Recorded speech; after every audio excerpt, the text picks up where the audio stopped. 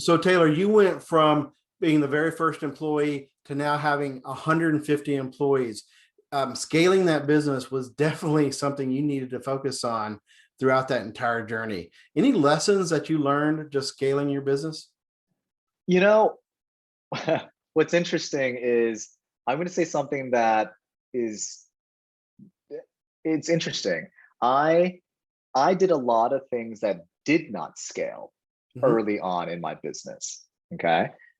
We purposely like I mean, we if you look strictly from a number standpoint, we lost money on a lot of clients, but even beyond clients, we do certain things, or we I did certain things early on, even as a business or business owner, that probably some people would say this absolutely, well, you did what? Like some of my friends who are business owners, like professional services, dentists, whatever, they're just like, huh?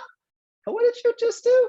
Right. So I tell this story, and like it's I'm quite frankly extremely proud of it. Like, but you'll understand why. So one of my first under 10 single digit employees. She was actually our first account manager we hired.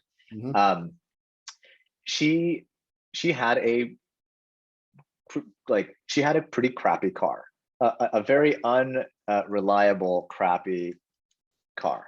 And we were paying her pretty decently, right, above market, and she has this. We had this bonus structure and all this kind of stuff, but she was constantly always talking about or messaging about like money issues, Mhm. right? And because she was still like within like single digit employees, like you try to get to know a lot of your Right. staff like very closely, right? And No family. yeah, I mean they're family essentially, right? And I remember like at this time, like she had just had a new kid, right? Like this was kid number 4. There were medical bills and yada yada yada.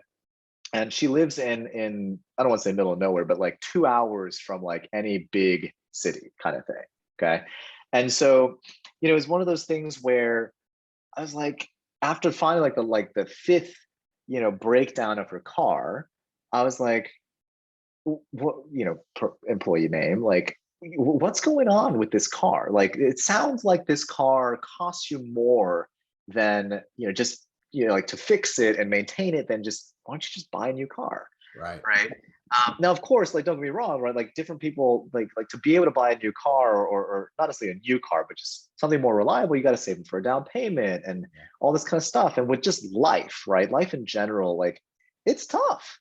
And so what we actually did, and I as a company, right, but I guess individually, because we were very small back then, was you know I bought her a car. I I literally, we happened to have a conference in that state that she lived in, Mhm. and so it was a good excuse. I needed to do a rental car anyways, right? So I was like, you know what, I went around, called a bunch of Honda dealerships, asked her, of course, like what kind of car she wanted. And so I was like, well, what about a Honda Fit, right? Like I know Fits are relatively speaking reliable. It's a Honda. It's also very versatile. It's a hatchback, all this kind of good stuff. And she's like, yeah, absolutely. Like, I would love something like that. And so I did it. We bought, it was $12,000. I remember. I flew in. I had the dealership that I like coordinated with, had them pick me up from the airport. And I flew in a day before the conference started, and essentially swiped a credit card, bought her the car, right, on our company credit, and essentially, went and picked her up, delivered her the car, and then we of course, from a company perspective, we used the car for the conference, right? Yeah. Right. Drove like 5 hours down to a conference, and then afterwards I left, but she then drove that car home, Right. right? By doing that, right? Like, yes, like that's kind of odd, right? That's kind of weird. But I shit you not, the amount of stress and just time that freed her up, like I don't even know how to objectively quantify how much return on that investment we got, Oh right? yeah. Like from that one person, right? She then, I mean, she's now one of our team leads, essentially, right? Like, I mean, even before then, like, I mean, she handled easily 20,000 a month of recurring revenue for us, right? Like a single month of revenue paid almost for 2 cars, Right. right? So it was something where it's like, that sounds weird, and it's absolutely not scalable. You can't go around. I hope my other staff don't hear this, I guess. It doesn't scale today.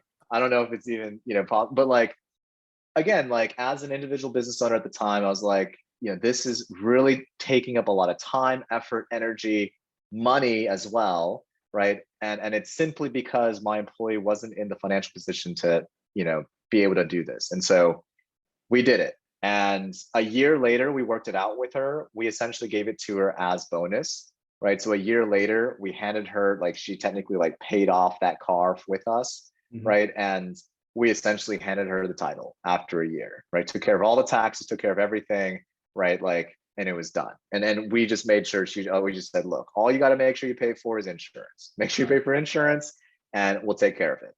And like, honestly speaking, for an employee that makes 50, 60,000 a year, right? $12,000, like, it seems like, actually, correct me, I'm sorry, we did it over 2 years, so it really became like a $500 extra a month kind of thing, Right. right? Which actually, that's 10%, right? Like, that's actually a pretty normal-ish kind of bonus structure anyways. Right. And so we essentially were like, look, we'll front it, right? But kick ass take names for us, right? And here we are 3 years later, right? She's still kicking ass taking names. I can't imagine how much money she's made us, per se. And she's told us at least she's never leaving.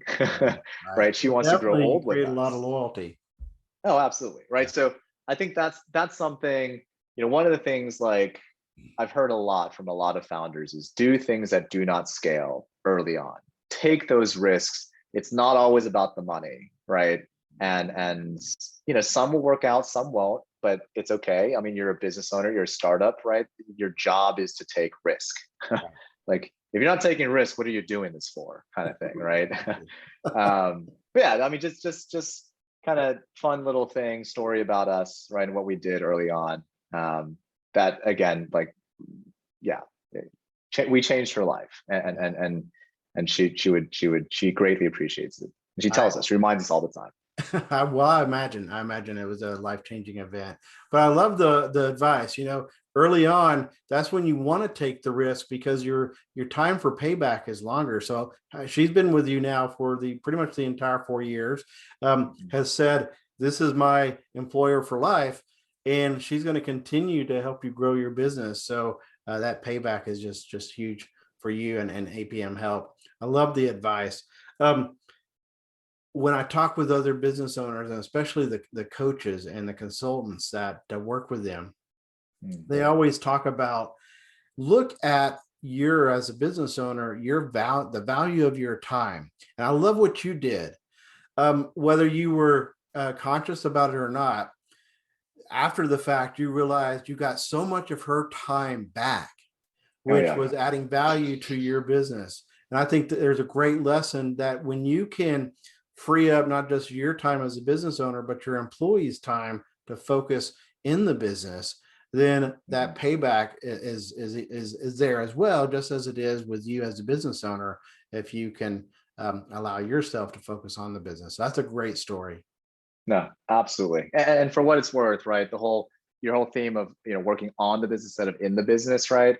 By taking that issue, the car issue, unreliable car, off of her mental just plate, Right. she was able to help us work on the business and not necessarily in it as well. I mean, she was working in it too, right? Yeah. She was Right. always responsible for revenue, but she was also now thinking about, how do we hire more people? How do we train? How do we, work with better Free her clients up and to not think every about client? all of Oh yeah. awesome. And so, again, like, absolutely. I mean, I can't, the return has been immense. It's ridiculous. So Awesome. Well, thank you very much for sharing that story. That's a great lesson learned. thanks again, Steve.